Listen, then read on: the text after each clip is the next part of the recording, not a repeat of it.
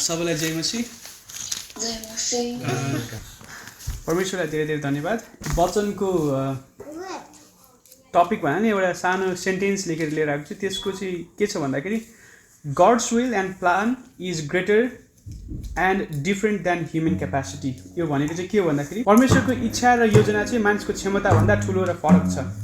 यसको चाहिँ त्यो मिनिङ लाग्छ। अनि सबभन्दा सुरुमा चाहिँ म एउटा सानो बाइबलको भर्स पढेर चाहिँ सुरु गर्न चाहन्छु। यो चाहिँ यिर्मिया 29:11 सायद सबैलाई आउँछ होला। किनभने जुन योजनाहरू मैले तिमीहरूका निम्ति बनाएको छु ती म जान्दछु, परमप्रभु भन्नुहुन्छ, ती तिमीहरूका उन्नतिका निम्ति हुन्, नोक्सानका निम्ति होइनन्, तिमीहरूलाई आशा र भविष्य दिनलाई। आमेन। यो वचन प्राय सबैलाई थाहा छ। हामीहरू यो वचन घरिघरि हरेक कुराहरूमा हामी यसलाई चलाइराखेका हुन्छौँ अनि बोलिराखेका हुन्छौँ। अनि यो वचनले चाहिँ हामीलाई उत्साह पनि दिन्छ एक किसिमको, है। तर यो वचन परमेश्वरले भन्नुभएको छ ती योजनाहरू म जान्दछु, त्यो तिमीहरूको उत्साहको र उन्नतिको निम्ति हो, तर योजनाको नोक्सानको निम्ति होइन भनेर परमेश्वरले भन्नुभएको चाहिँ त्यो कसरी चाहिँ परमेश्वरको योजना यति राम्रो हुन सक्छ कि अहिले यत्रो मान्छे कोरोना लागेर मरिरहेका छन्, होइन? कति मान्छे क्यान्सर लागेर मरिरहेका छन्, कति मान्छेहरू अकालमा मृत्यु भएका छन्, एक्सिडेन्ट भएर मर्छन्। यी सबै योजना चाहिँ कसरी परमेश्वरले चाहिँ मानव जातिको निम्ति भनेर उन्नति र प्रगतिको निम्ति हुनसक्छ? यो त लस भयो, मान्छे मरिरहेका छन्, आज लाखौँ मान्छे कोरोना लागेर मरिरहेका छन्। कसरी परमेश्वरको महिमाको निम्ति हुनसक्छ, मानव जातिको उन्नतिको निम्ति हुनसक्छ? यो त सरासर गलत भयो, है। त्यसै कारणले आज हामी यो कुरालाई चाहिँ बाइबलबाट र केही संसारिक कुराबाट, प्र्याक्टिकल कुराबाट चाहिँ यसलाई दाजौँ, है त। कसरी चाहिँ यी सबै कुरा चाहिँ परमेश्वरले मानव जातिकै उन्नतिका निम्ति र राम्रोको निम्ति चाहिँ परमेश्वरले यो वचन हामीलाई दिनुभएको हो त। यसलाई हामी अलिक सानो संसारिक कुराबाट हेरौँ त। टाइटानिक भन्ने फिल्म प्राय हेर्नुभएको छ र? टाइटानिक भन्ने एउटा फिल्म थियो, त्यो चाहिँ आरएमसी टाइटानिक भन्ने एउटा ठुलो कम्पनीले त्यो टाइटानिक भन्ने जहाज चाहिँ बनाएको थियो, जसमा चाहिँ 3000 जना प्रोफेसनल वर्कर्सहरू काम गर्थे, अनि 26 जना इन्जिनियर एकदम पढे लेखेका मान्छेहरू, अनि 6 जना इलेक्ट्रिकल इन्जिनियर, जसले चाहिँ इलेक्ट्रिकल इन्जिनियर भनेको त्यो भित्रका बोर्डका सबै एडभान्स टेक्नोलोजीहरू फिट गर्नेदेखि लिएर भित्रको इलेक्ट्रिसिटीबाट त्यो फ्लोट गर्ने कुराहरू सबै कुरा चाहिँ गर्ने। त्यसमा प्लम्बरहरू पनि थिए, अनि त्यसमा क्लार्कहरू, अनि त्यसमा पैसा हाल्ने मानिसहरू धेरै थिए। त्यो तिनीहरू बाहेक काम गर्ने प्रोफेसनल मात्र 3000 जना थिए, है। अनि त्यो बोर्ड चाहिँ त्यति बेलाको समयमा एउटा प्राइड थियो, एउटा घमण्ड थियो मान्छेहरूमा कि के भने यो बोर्ड चाहिँ नडुब्ने जहाज हो, यो जेसुकै होस् यो जहाज डुब्दैन भनेर चाहिँ त्यति बेलाको समयको एडभान्स टेक्नोलोजी धेरै मान्छे गरेर इन्जिनियरिङ र सबै कुरा एकदम पर्फेक्टसँग बनाएर 26 महिनामा त्यो जहाज बनाएको थियो। र त्यसको एउटा मात्र प्राइड थियो, के हो भन्दाखेरि यो जहाज डुब्दैन भन्ने थियो। र जब त्यो जहाजले आइसबर्गलाई हान्यो, ठोकिने बित्तिकै आइसबर्गसँग त्यो जहाज डुब्यो। त्यो जहाजको क्यापासिटी चाहिँ लगभग 3500 जना थियो, होइन? अनि त्यसमा अन बोर्ड चाहिँ त्यति बेला जम्मा लगभग 2200 चान्चुन मान्छेहरू बसेका थिए, है, त्यो जहाजभित्र। अनि तीमध्ये जम्मा 700 जना मात्र बाँचे, तर अरू चाहिँ मरे जहाज ठोकिसकेपछि। जसले त्यो 26 जना इन्जिनियर थिए, जो त्यो जहाज बनाउनेहरू, अनि इलेक्ट्रिकल इन्जिनियर, प्लम्बर्सहरू सबैजना मरे। त्यो मर्ने सँगसँगै धेरै ठुलो सेलिब्रिटीहरू पनि थिए त्यतिखेरको जमानाको नि। त्यो जहाज ठोकेर मर्ने बेलामा त्यति धेरै मान्छेहरू चाहिँ मरे। र अहिलेको जमानामा हामी जब यो कुराहरू सुन्छौँ, ओहो यस्तो भारे छ त्यति बेलाको जमाना भन्ने लाग्छ। तर हामी फेरि बाइबललाई पल्टाएर हेर्छौँ, तब हामी नुहको जहाज देख्छौँ। नुहको जहाज कस्तो थियो त? काठले बनेको जहाज थियो। अल्कट्राले टालेको, अल्कट्राले टालेको थियो जहाज। तर के को थियो त? काठको। जुन कुरा आज हामी सोध्छौँ भने नि यो चाहिँ एउटा फेरी टेल मात्र हो। यो अहिलेसम्म पनि काठले मात्र बनाएको त्यत्रो ठुलो जहाज, त्यति ठुलो क्यापासिटीको जहाज, होइन, बन्नै सक्दैन अहिलेको जमानामा। यो चाहिँ एउटा फेरी टेल हो भनेर मान्छेहरूले भन्छन् बाइबलको कुराले, होइन? काठको जहाज, त्यति ठुलो जहाज कसले बनायो त? नुहले बनायो। त्यसमा काम गर्ने व्यक्तिहरू कतिजना थिए? बाइबलमा भनेअनुसार जम्मा 8 जना मात्र थिए। इन्जिनियर को थियो त? परमेश्वर हुनुहुन्थ्यो इन्जिनियर। नुह चाहिँ काम गर्ने व्यक्ति थियो। अनि त्यो जहाज त्यत्रो संसार डुब्ने, संसारको हरेक प्राणी नष्ट हुने गरेर पानी आउँदाखेरि पनि संसार ध्वस्त भयो पानीले, तर नूहको परिवार मात्र ध्वस्त भएन। किनकि त्यसको इन्जिनियर चाहिँ परमेश्वर हुनुहुन्थ्यो। आमेन। मान्छेले आए जतिसुकै जेसुकै सोचोस्, चाहे जतिसुकै पढे लेखेको होस्, चाहे जतिसुकै ठुलो मान्छे होस्, उसले बनाएको इन्जिनियरिङ र उसले गरेको काम चाहिँ परमेश्वरको भन्दा फरक हुन्छ र परमेश्वरको जहाज चाहिँ कहिले पनि डुब्दैन। आमेन। मान्छेले कति योजना गरेर बनायो 26 महिनासम्म, त्योभन्दा अगाडि planning, post planning, pre planning, होइन, कति धेरै गरेर सेयर होल्डर्सहरू खोलेर त्यत्रो ठुलो जहाज बनाए, त्यति समय, लामो समय लगाएर, र पनि त्यो जहाज डुब्यो।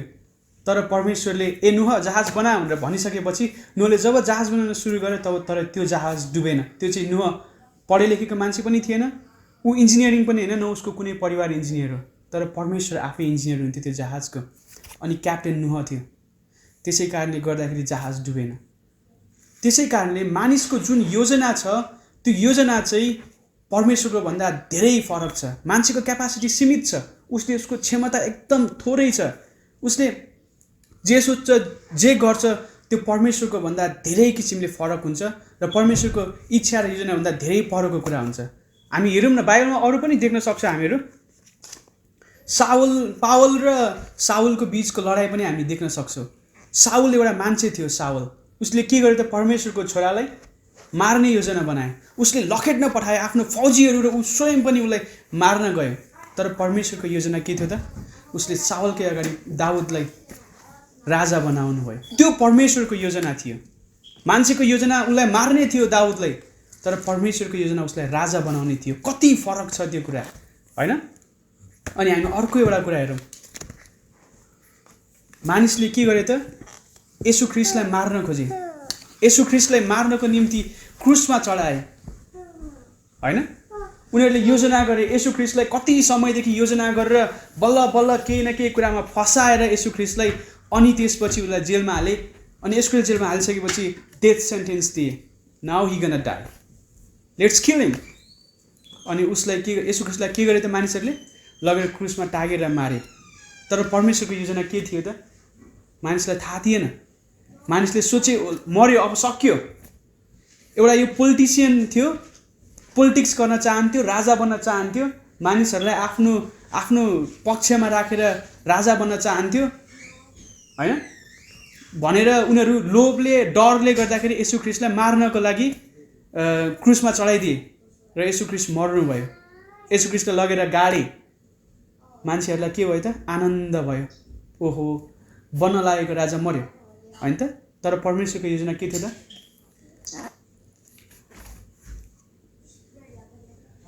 परमेश्वरको योजना चाहिँ येशू ख्रीष्टलाई फेरि शरीरसँगै उठाउनु थियो। र मानिसहरूले सोचे यो मर्यो, तर परमेश्वरलाई मृत्युलाई जितेर येशू ख्रीष्टले फेरि बौडी उठ्नु भयो। आमेन। मानिसको योजना थियो येशू ख्रीष्टलाई मारे, तर येशू ख्रीष्टको योजना चाहिँ त्यो थिएन। येशू ख्रीष्टको योजना चाहिँ फेरि शरीरसँगै उठेर राजा बनेर आउने योजना थियो। आमेन। त्यसै कारणले यो फरक छ। मान्छेको सोचाइ, मान्छेको क्यापासिटी, मान्छेको सबै कुरा चाहिँ परमेश्वरको भन्दा धेरै फरक छ। जुन कुरा मान्छेले सोच्न सक्दैन त्यो कुरा परमेश्वर जान्नु हुँदछ। जुन हिडन ट्रेजरहरू छन् संसारभरि, जुन मानिसले कहिले देख्दै नदेखेका चिजहरू छन्, ती परमेश्वरले सृष्टि गर्नुभएका हुन्। परमेश्वरको योजना र परमेश्वरको इच्छा चाहना चाहिँ मानिसको भन्दा धेरै फरक छ। उहाँ एकदमै धेरै कुरा सोच्नुहुन्छ, बियोन्ड ह्युमन क्यापासिटी। उहाँको चाहिँ सबै कुरा भन्दा फरक छ।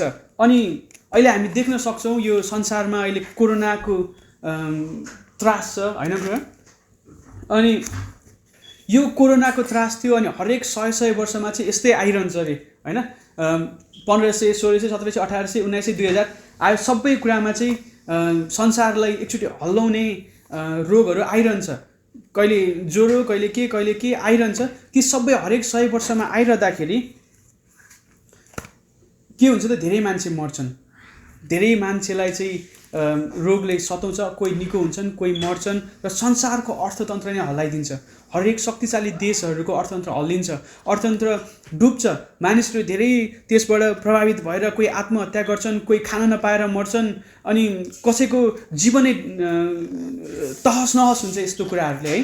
तर किन यो सबै कुरा हुन्छ? यो त परमेश्वरको इच्छाअनुसार भएन, होइन? परमेश्वरले त मान्छेलाई यस्तो हुन दिनु नपर्ने हो, होइन त? किन यस्तो हुन्छ त हामीलाई थाहा छैन।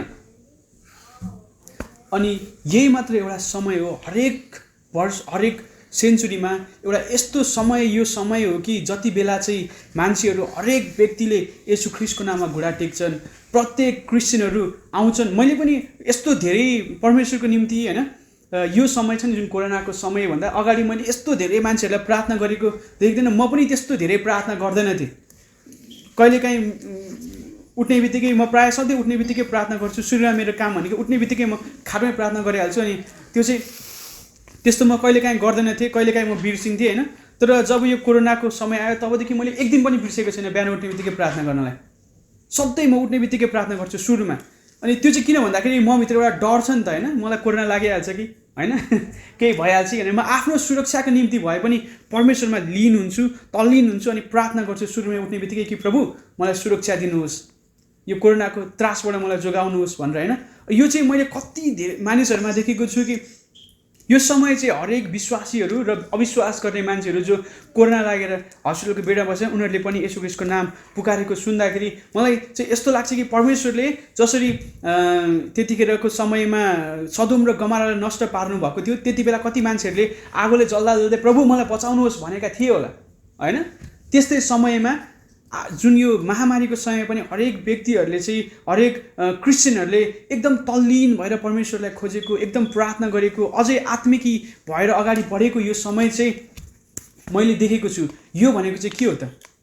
यो भनेको चाहिँ हो परमेश्वरले यही नै चाहनुहुन्थ्यो व्यक्तिबाट, हरेक मान्छेबाट कि आऊ घुँडा टेक र प्रार्थना गर कि जान म नै परमेश्वर हुँ। आमेन। त्यही नै परमेश्वरले चाहिँ हामी मान्छेहरूबाट चाहनुहुन्छ, किनकि वचनमा लेखिएको छ, यशाया 41:10 हामी पढ्नेछौँ एकचोटि। त्यहाँ लेखिएको छ, त्यसैले नडरा किनकि म तसित छु, निरुत्साही नहो किनकि म तेरो परमेश्वर हुँ, म तँलाई बलियो पार्नेछु, म तँलाई सहायता गर्नेछु, मेरो धार्मिकताको दाहिने हातले म तँलाई सम्हाल्नेछु। आमेन।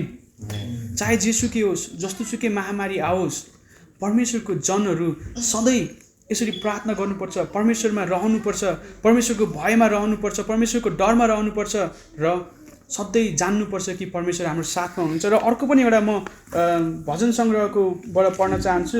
6-10 यसरी लेखिएका छ, जाति जातिहरूमा कोलाहल छ, जाति जातिहरूमा कोलाहल छ, राज्यहरू पतन हुन्छन्, उहाँले आफ्नो स्वर उचाल्नुहुन्छ, पृथ्वी पग्लन्छन्। सर्वशक्तिमान परम प्रभु हाम्रो साथमा हुनुहुन्छ, याकुबका परमेश्वर हाम्रो शरणस्थान हुनुहुन्छ।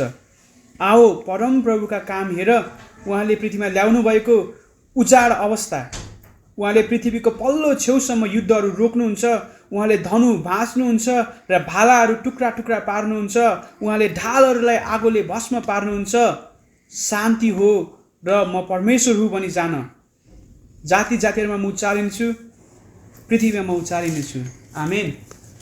मेरो आजको वचनको मेन अर्थ भनेको यही हो कि आज मैले जे कुरा बोल्दैछु यो चाहिँ यसैबाट म प्रेरित भएर बोल्दैछु कि संसारभरि कोरोना लागेको छ, तब एकदम शक्तिशाली भनिने देशहरू पनि न्युक्लियर पावरदेखि लिएर नयाँ नयाँ एडभान्स टेक्नोलोजीको हात हतियारहरूदेखिबाट लिएर अनि एउटा देशले अर्को देशलाई थर्काउने, मार्ने, झगडा गर्ने जुन यो एउटा प्रवृत्ति चलिरहेको छ, यो सबै कुरा अहिले बन्द छ। किन भन्दाखेरि परमेश्वरले यी सबै कुरालाई तहस नहस पार्नु भएको छ। जुनसुकै देशले आफूलाई शक्तिशाली भने पनि कसरी तिनीहरू चाहिँ संसारमा नदेखिने अदृश्य शक्तिहरूसँग लड्न सक्छन् त, होइन? आज पावरफुल न्युक्लियरले कोरोना मार्न सक्दैन, होइन त? आज पावरफुल हतियारले कोरोना मार्न सक्दैन। आज मान्छेको सोच विचारले यो हात हतियारका कुराहरूदेखि बम बारुदले कोरोना मार्न सक्दैन। तर केले मार्न सक्छ त? परमेश्वरले। र त्यो कसरी हुन्छ? चुप लाग जान, म परमेश्वर हुँ, म तिमीहरूलाई सहायता गर्नेछु, होइन? परमेश्वरले यही त भन्नुभएको छ। आज एउटै मात्र शक्तिले कोरोनालाई मार्न सक्छ, त्यो परमेश्वरमा गर्ने विश्वास र प्रार्थना र परमेश्वरको डर। आमेन।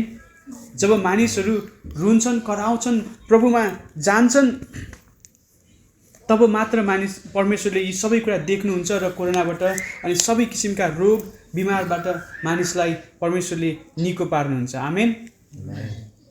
परमेश्वरलाई धन्यवाद। आज म यति नै बोल्न चाहन्छु। सबैलाई जय मसीह।